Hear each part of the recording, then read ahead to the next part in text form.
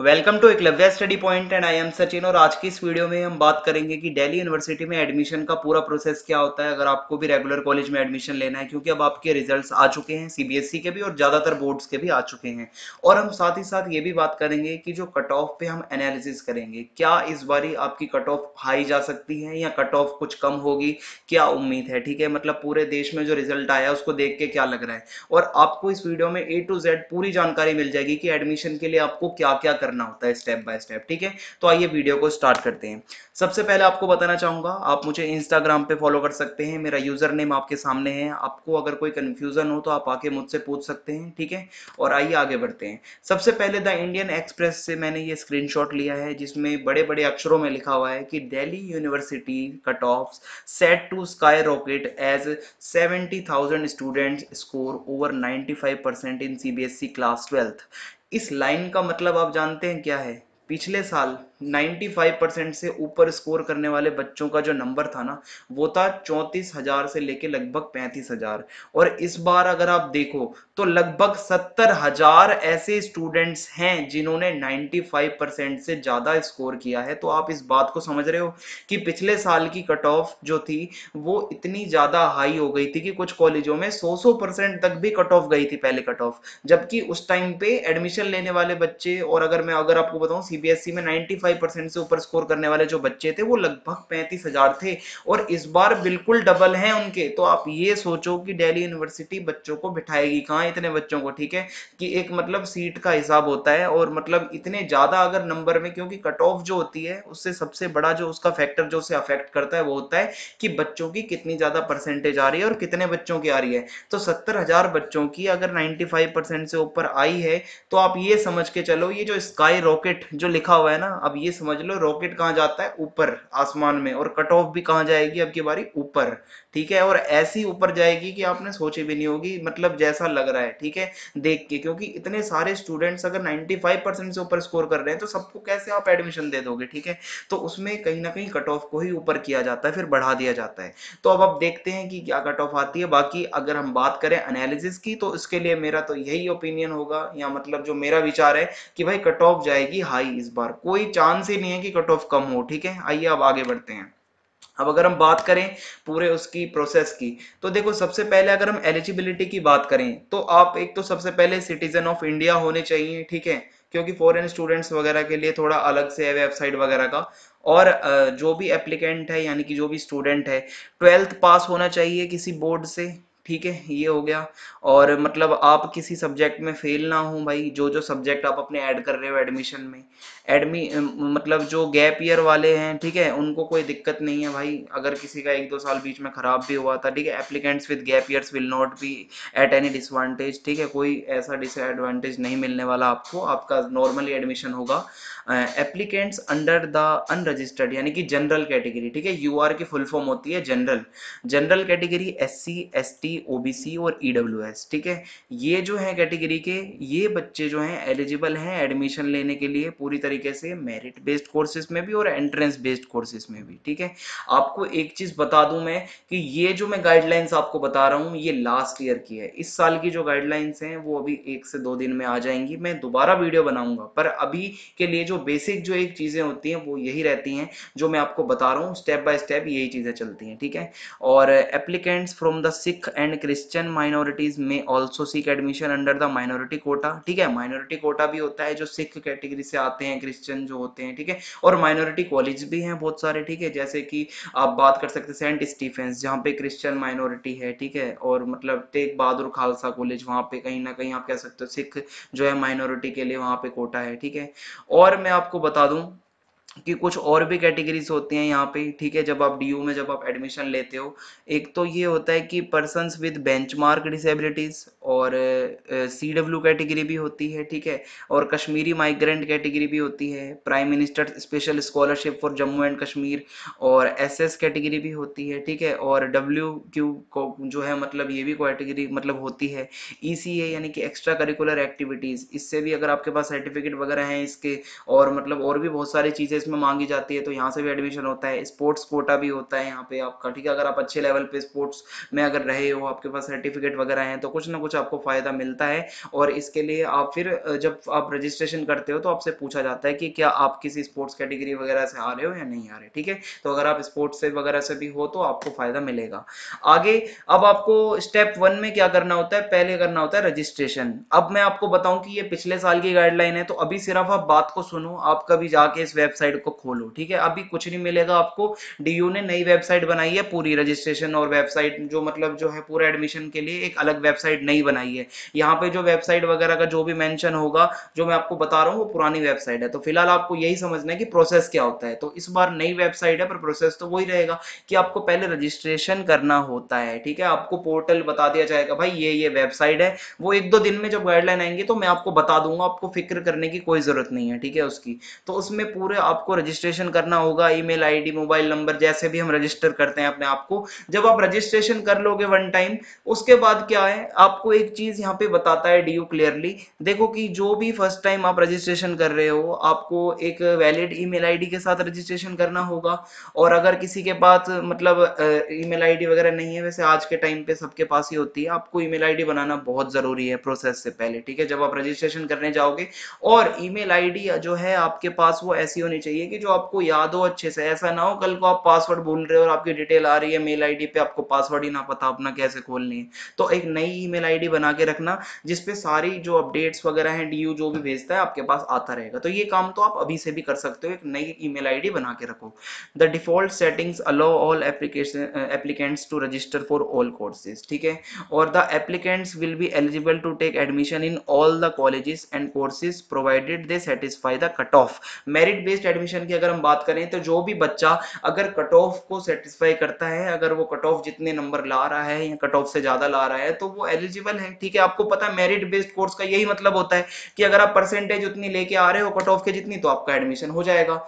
और if applicants have examination results pending, वैसे तो देखो सबका रिजल्ट आ चुका है, लेकिन पिछले साल क्या हुआ था, कुछ एग्जाम के रिजल्ट पेंडिंग थे और रजिस्ट्रेशन स्टार्ट हो गया था, तो उनके लिए पिछले साल डीयू ने एक बार दोबारा से पोर्टल खोल दिया था रजिस्ट्रेशन के लिए। पर आपके मामले में तो अभी तक तो ऐसा मुझे लगता नहीं, सीबीएसई वगैरह के तो सबके रिजल्ट आ चुके। और अगर किसी और बोर्ड का रह रहा होगा रिजल्ट, तो उसके लिए जो है डीयू थोड़ा सा रुक जाएगा और उसके लिए फिर दोबारा से भी मौका मिलता है। और जब आप अपलोड करते हो डॉक्यूमेंट्स को, तो बहुत ज्यादा आपको ध्यान रखना है, ठीक है। Applicants will need scanned copies, आप मैं कुछ डॉक्यूमेंट्स बता रहा हूं, इनकी कॉपी अपने साथ रखना, स्कैन करके रखना, ज्यादा बेटर रहेगा, टाइम आपका बचेगा। एक तो 10th क्लास का सर्टिफिकेट, 12th क्लास का सर्टिफिकेट, ठीक है। और रेलेवेंट रिजर्वेशन सर्टिफिकेट, जो भी आप कैटेगरी से आ रहे हो रिजर्वेशन, चाहे एससी हो, एसटी हो, ओबीसी हो, ईडब्ल्यूएस हो, आपके पास सर्टिफिकेट होना चाहिए।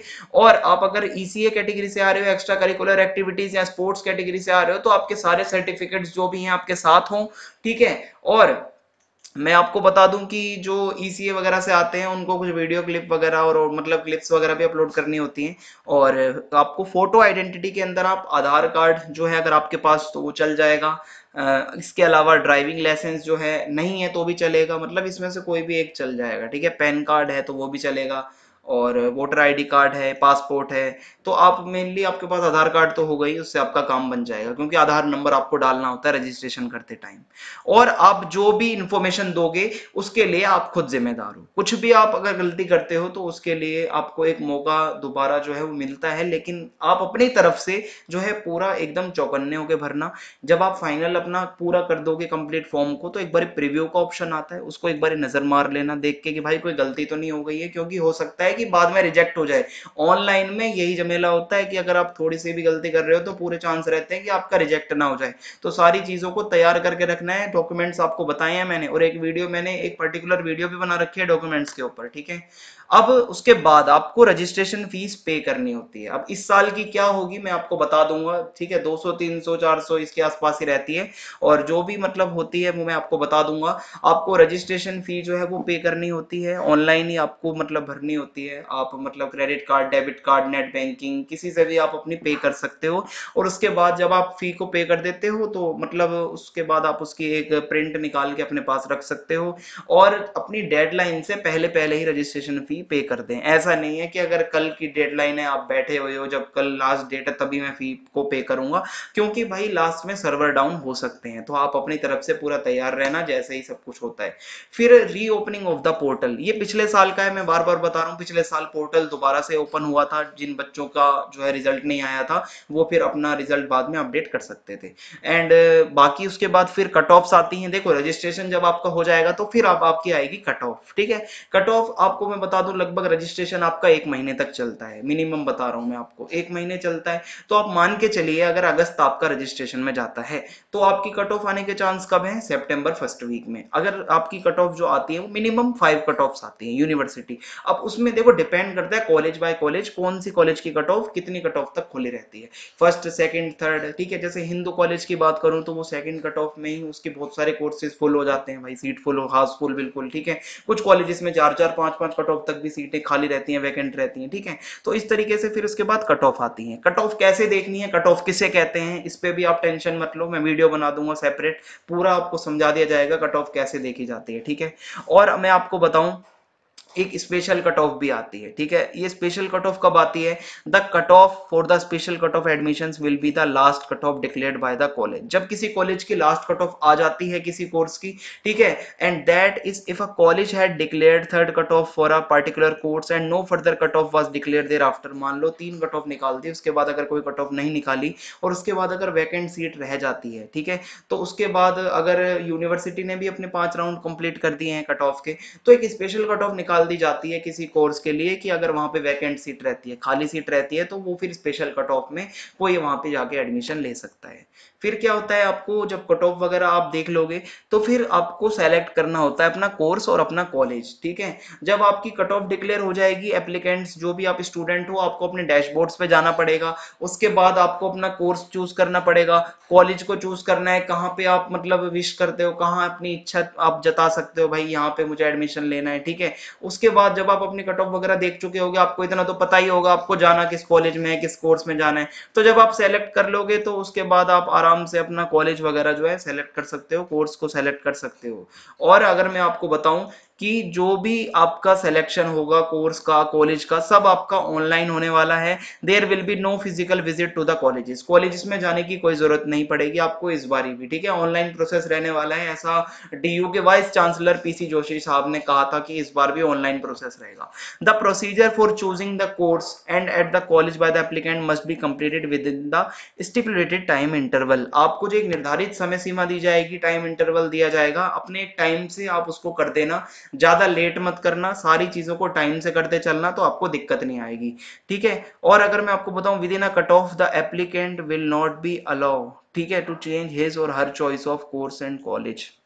ये बात भी ध्यान रखना। बाकी अब एक नई गाइडलाइन आएगी जब 1-2 दिन में, तो मैं दोबारा भी ये सारी चीजें बताऊंगा, लेकिन ये सारी एक बेसिक चीजें हैं जो हर साल सेम ही रहती हैं। और please note down selection of applicants college and course can be made only online, ठीक है। आपका जो मतलब होगा वो पूरा ऑनलाइन होगा, बता दिया है, फिजिकल विजिट नहीं करनी है आपको।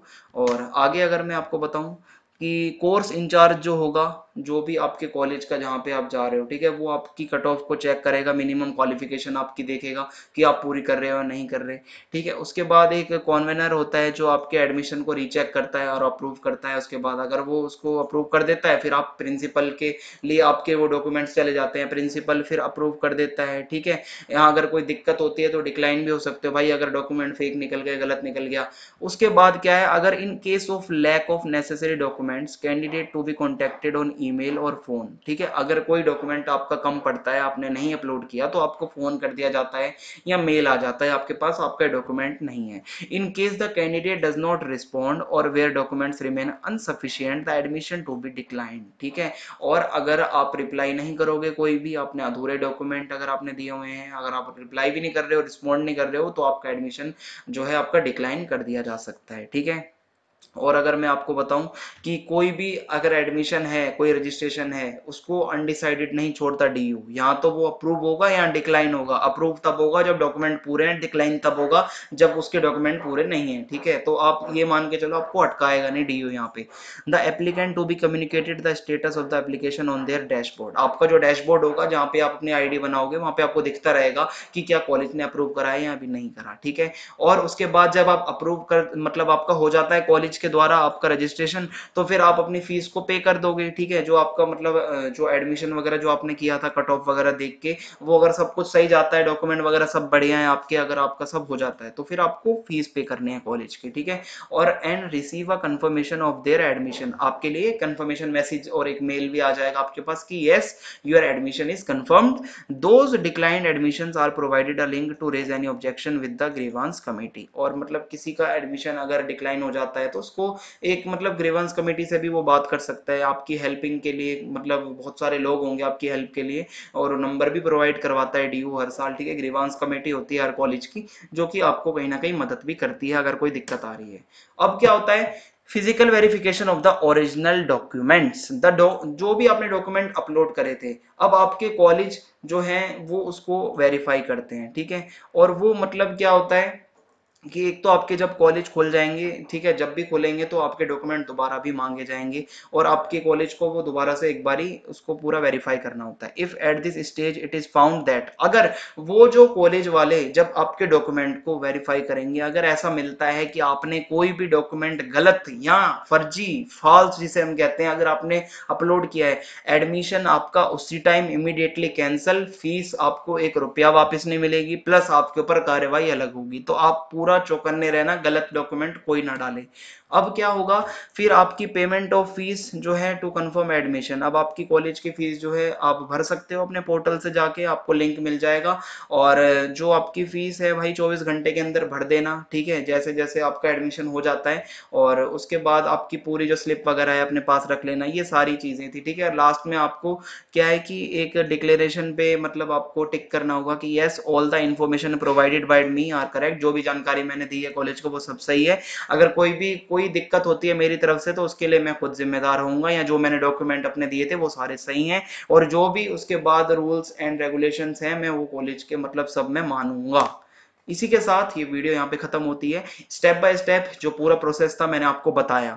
कट ऑफ कैसी जाने वाली है ये भी आपको बताया, हाई जाएगी। अब 1-2 दिन का आप वेट करो, एक पूरी गाइडलाइन की बुक आती है, ठीक है, एक पीडीएफ आती है यूजी एडमिशन बुलेटिन नाम से। अब वो जब आ जाएगी 1-2 दिन में तो हम और डिटेल में बात करेंगे इन सब पे। अभी फिलहाल आपको समझ आ गया होगा कि क्या क्या करना होता है। तो अभी आप चिल मारिए, 1 से 2 दिन के बाद आपका एडमिशन जो सॉरी रजिस्ट्रेशन स्टार्ट हो जाएगा, और मैं भी आपके साथ ही रहूंगा, सब कुछ बताता रहूंगा। तो चैनल को सब्सक्राइब करना ना भूलें, कमेंट करके बताना वीडियो कैसी लगी, और वीडियो को ज्यादा से ज्यादा शेयर कर दीजिए। जय हिंद, जय भारत, धन्यवाद।